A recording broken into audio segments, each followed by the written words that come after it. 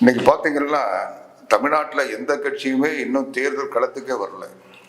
ஆனால் அனைத்து இந்திய அண்ணா திராவிட முன்னேற்ற கழகம் அதனுடைய பொதுச் செயலாளர் புரட்சி தமிழர் எடப்பாடியார் தமிழ்நாடு முழுவதும் 182 தொகுதிகளில் அந்த தொகுதி மக்களை சந்திச்சு வாக்கு கேட்டு முடிச்சிட்டாரு. இன்னும் சில தொகுதிகள் தான் பாக்கி. அது ஒரு முதற்கட்டம். அடுத்து ஒவ்வொரு வாக்குச்சாவடியிலும் 9 பேர் கொண்ட 40 வயதுக்கு உட்பட்ட, அதில் 3 பெண்கள் 6 ஆண்கள்னு இன்றைக்கு ஒவ்வொரு வாக்குச்சாவடிக்கும் வாக்கு கிளைகள் அமைக்கப்பட்டு அவங்க கிளைகள் எல்லா வாக்குச்சாவடியிலும் ஒரு நேரடியாக ஒரு கட்டுப்பாட்டில் கொண்டு வந்து ஒரு நெட்வொர்க் பண்ணி வச்சுருக்கோம்.